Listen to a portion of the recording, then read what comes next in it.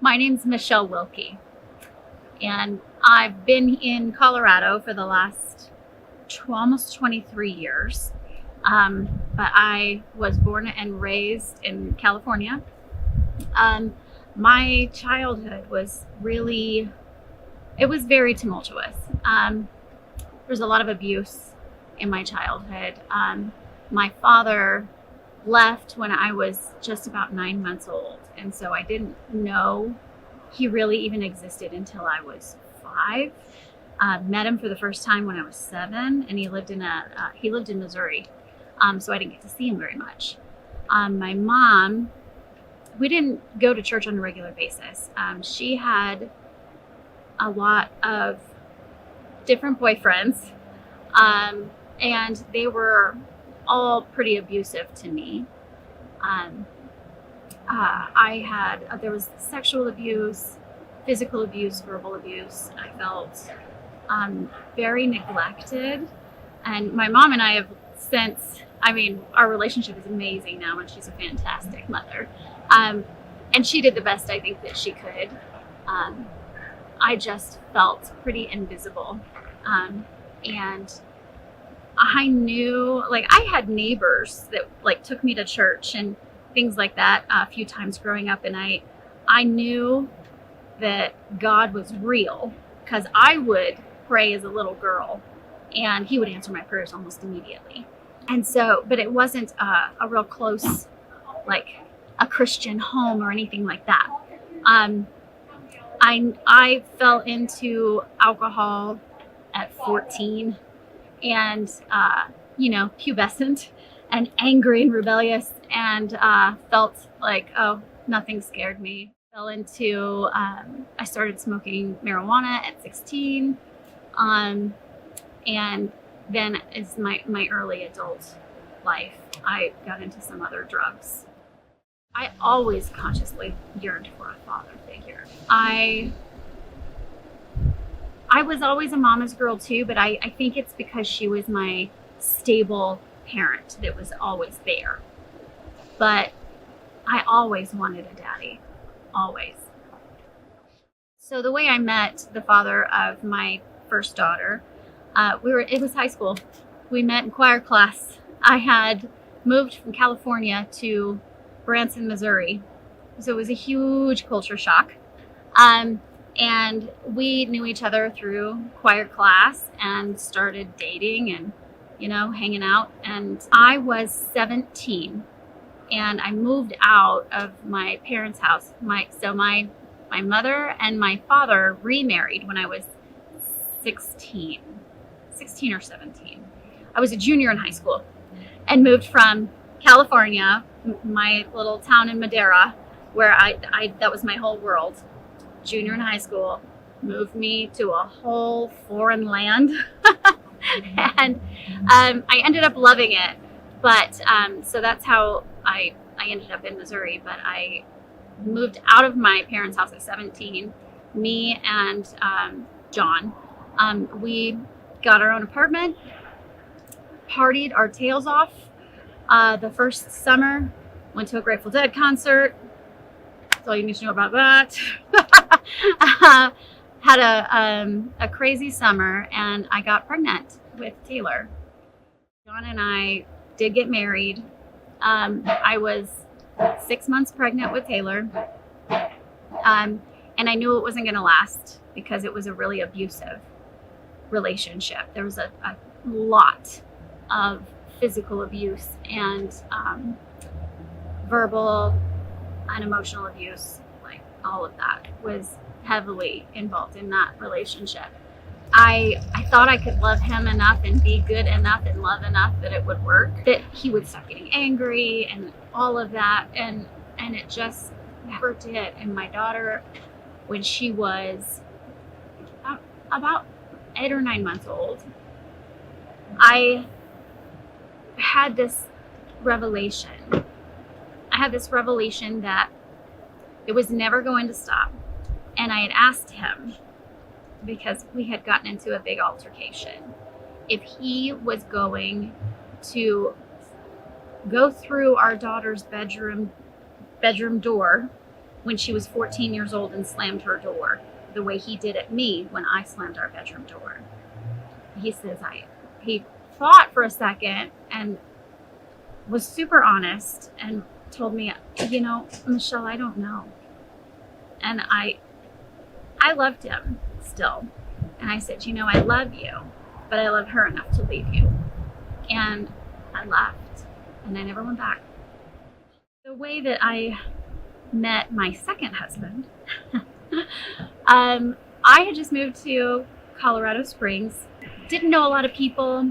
I started working at a bar. I met him through a group of girlfriends that I had made while working at this bar. I just went to their apartment.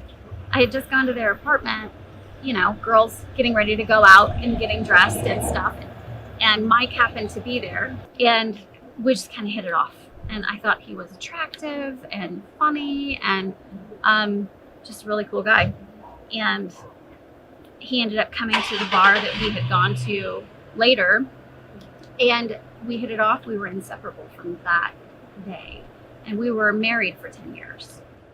Within 2 weeks, I found out I was pregnant. The bigger part of finding out that I was pregnant actually comes from my second child. So my second child, Josh, I almost didn't have him. The situation that happened with my second child, I was in a long-term relationship with a man. We had broke up. I found out I was pregnant. This was a man that I wanted nothing to do with. Nothing to do with.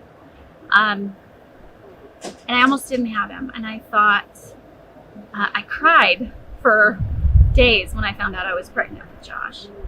And had talked to a girlfriend of mine who told me that she had an abortion and said it was the best thing that had ever happened to her. And it didn't sit well with me that she phrased it like that, because she had told me she wouldn't have the Jeep that she had if she'd had this baby. So I was talking with my mom the next day. That's when my mother told me that she had had an abortion right after I was born. And she always regretted it. And I never knew about it. And it would haunt her when I was a little girl. I'd always wondered, what if I had it? What if, my mom and dad had another kid? Would it look like me? And she said that it would just kill her inside because she had an abortion. And she'd always wondered if that was the son that she never got to have, because our family is full of girls, and of course my first was a girl.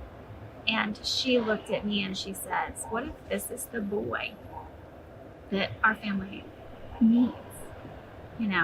And she was obviously broken up about, she was not healed at all from her abortion. So it had haunted her for 20 years at that point. So I still made an appointment with Planned Parenthood. And I know that there was an angel there. I get called up to the desk after I checked in, and the woman behind the desk had asked me why I was thinking about having it, why I wanted to have an abortion.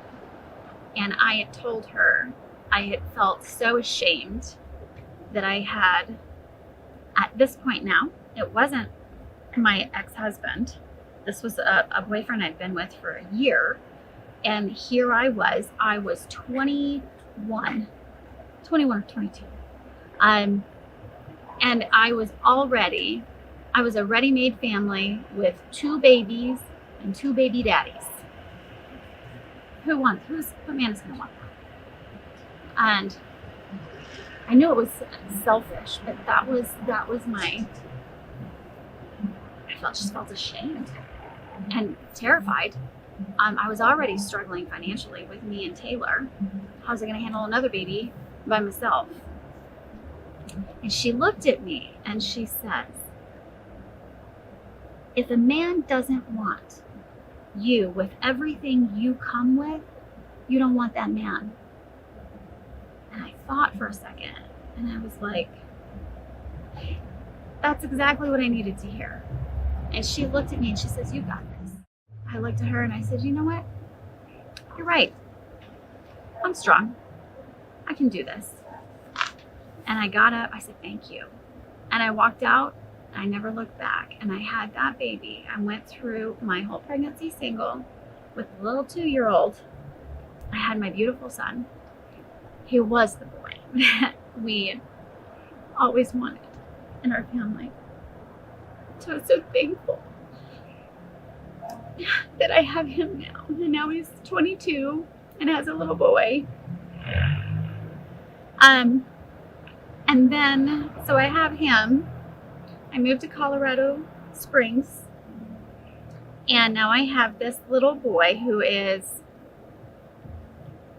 10 months old, a year. And I meet Mike. Within 2 weeks, here I am again, pregnant. I was very fertile, but I was also very irresponsible. And I found myself even more petrified than I was with Josh when I found out I was pregnant with Joshua. And immediately I knew I could not have this baby. And I thought, and how am I going to give this baby up for adoption? I have 2 babies. I know the love of a mother. And I love my children. There was no way I could go through a pregnancy and give my baby away. And so, and I also knew that I couldn't take care of 3 children by myself. I didn't know that Mike was going to stick around for, we were going to get married. There was absolutely no guarantee. And I trusted nobody. So I decided to have an abortion with this baby. And so I called Planned Parenthood. I told them I had just found out and I needed to make an appointment. And so they said that I needed to wait 2 weeks before I could go in and have the procedure done. I felt like I'm going to go through torture for the next 2 weeks, knowing that I feel the symptoms of pregnancy, and I know that I'm about to end it. And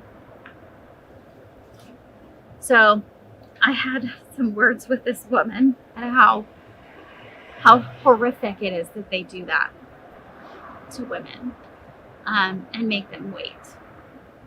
I don't know why I had to be 7 weeks old. Or why the baby had to be 7 weeks along. I wonder that now. I don't know what they do with everything. But I went ahead and made the appointment. Mike came with me. Walking in, there was like a small handful, like 5 or 6 people standing in front. They weren't aggressive like I was afraid they were going to be, holding, signs. And I don't even know what they said because I couldn't look at them. One woman, I think it was a woman, I was so stressed out. And again, I couldn't look at them. But one of the individuals came and said, do you want to see what your baby looks like? And I said, no.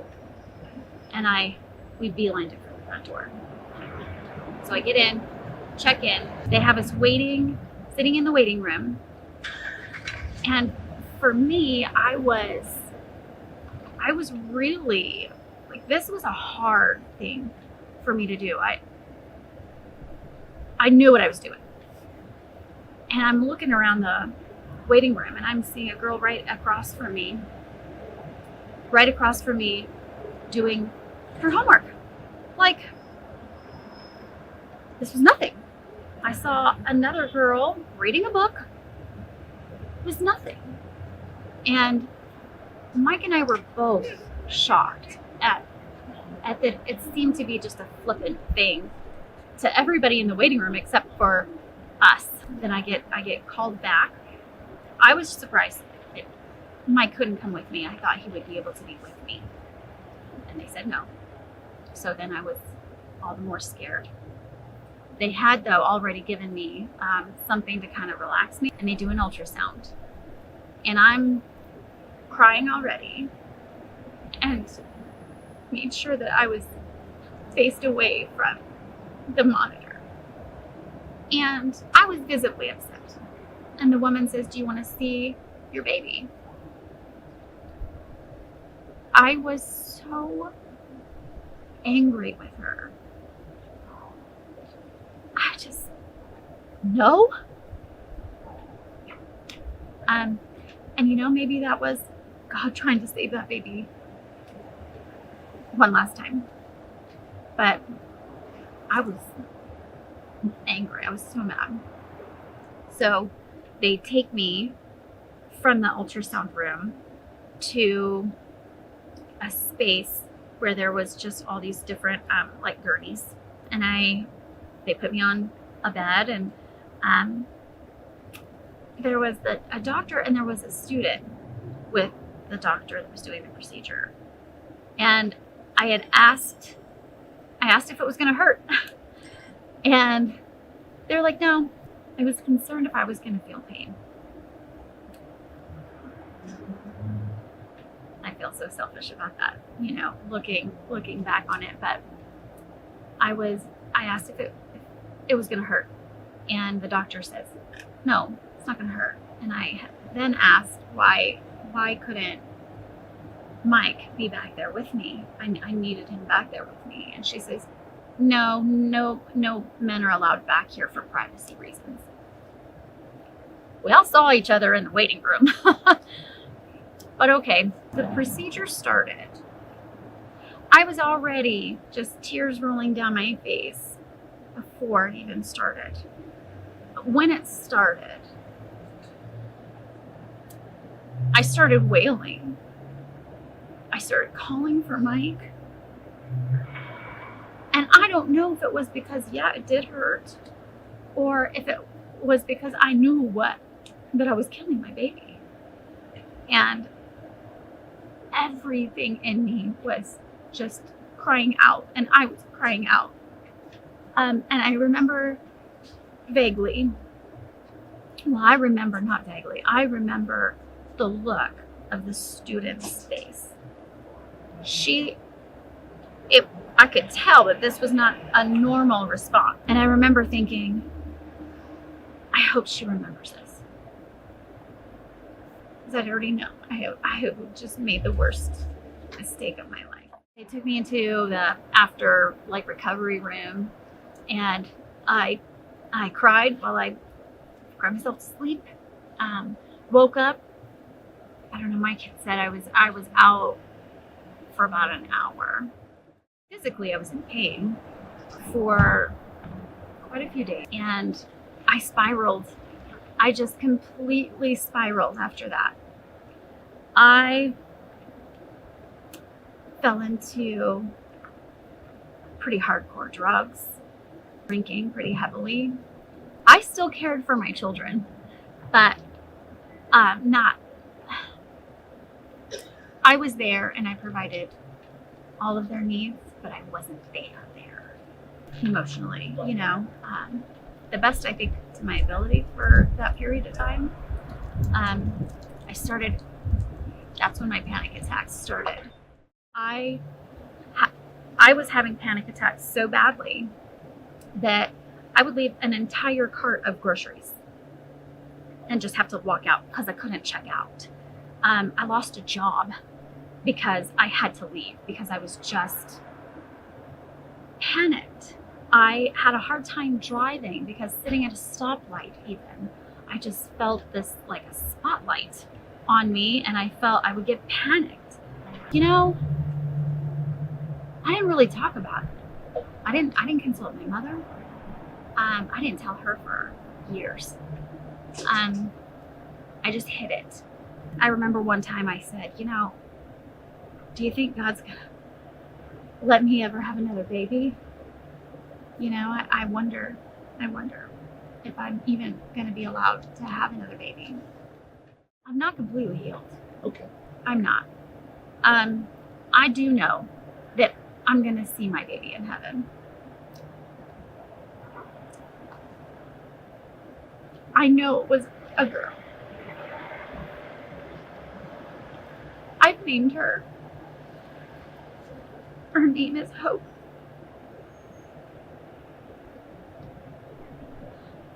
And I struggle because I love the name Catherine, call her Katie, right? But I also just am drawn to the name Hope also. And that's kind of been strung through my life since. I know that she isn't angry with me. I know that she's listening right now. I know that she loves me, and I love her so much. And I know that she looks a lot like her sister and brother that came after her.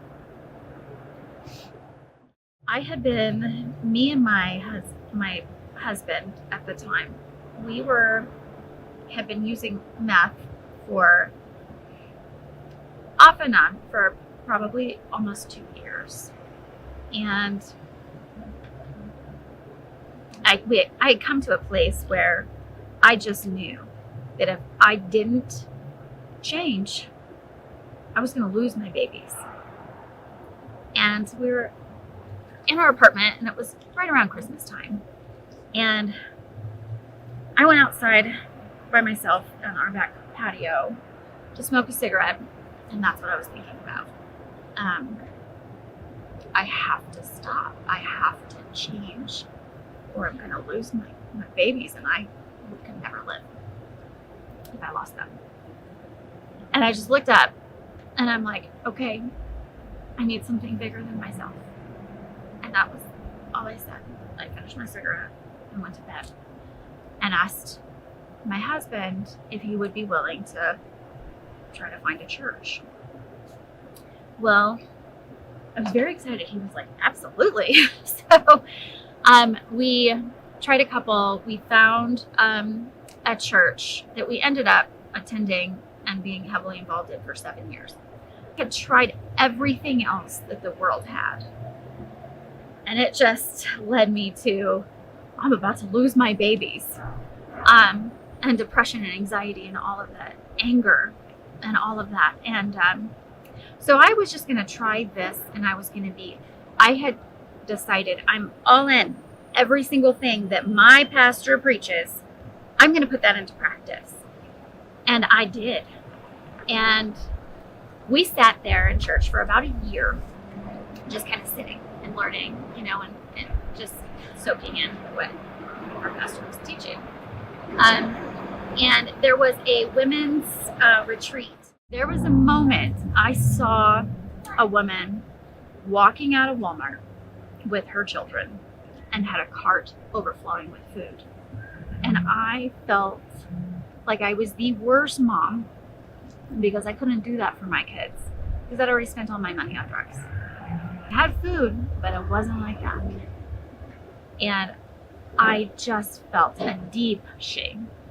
And so when I was able to be that mom and to have my cart overflowing, and my kids had all the snacks and all the desserts, and we had all the whole menu for the week laid out and everything we needed and then some, nothing could replace that feeling.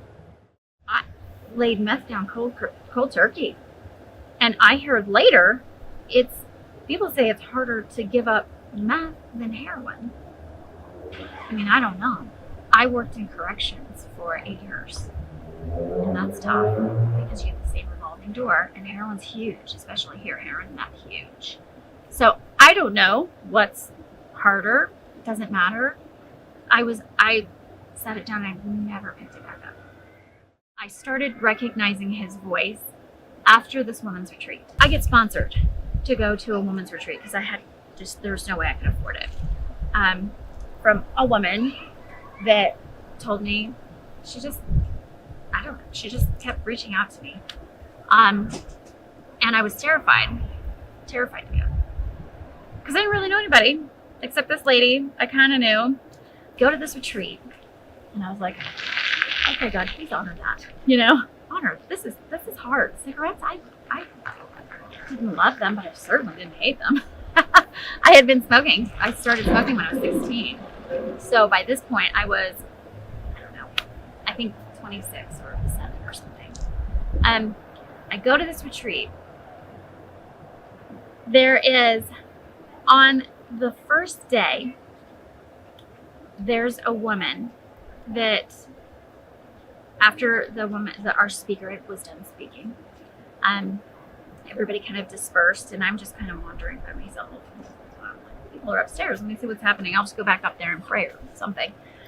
I go up and I see this woman who is obviously drunk in the Holy Ghost. And the other women that were there, they're like, she can't even speak English right now. Now, this is a woman who I had been drawn to. I don't know why, but I know now, but I never knew why. I just felt like drawn to this woman. And that's never happened to me before, ever in my life. But I also knew that she felt drawn to me. So it was a mutual thing. Well, this is the woman who's drunk in the Holy Ghost. And I couldn't take my eyes off of her. And so I move up, just mesmerized. Move up to the front row of chairs. And she looks at me and she says, "You want this fire, don't you?" And it was, I don't know, it wasn't her normal demeanor, but it was like, "Are you ready?" But I just kind of shook my head. Just, "Come here."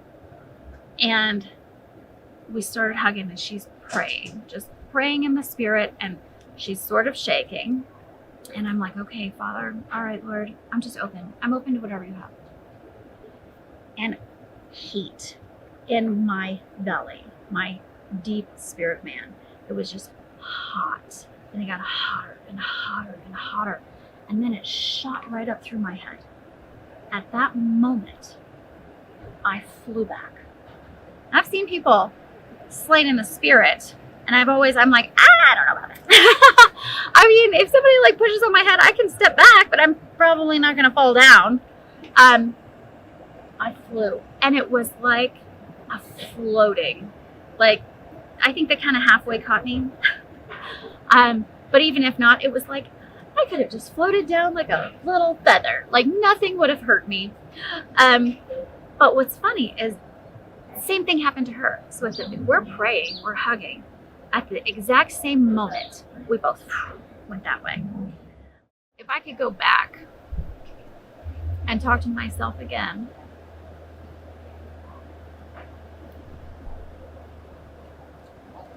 I would say to trust yourself. Believe in yourself that you are strong enough to handle everything that life throws at you. God is always with you. He's going to bring all the right people into your life. He is going to love you no matter what. He is a perfect husband. And he will also bring you your right helpmate. Just trust him. Trust him. Trust yourself. And know that as much as you love your other babies, you are going to love this baby. You're going to love this baby. And you're going to be so thankful when you see that baby's face, that you get to hold this baby in your arms. You get to kiss this little baby's face, smell their skin. You just get to love them for the rest of your life. Right here, you don't have to wait for eternity. You get to let them hug your neck all their life and the rest of your life. So fight for your child, because your child loves you already so much. And just know that you got this.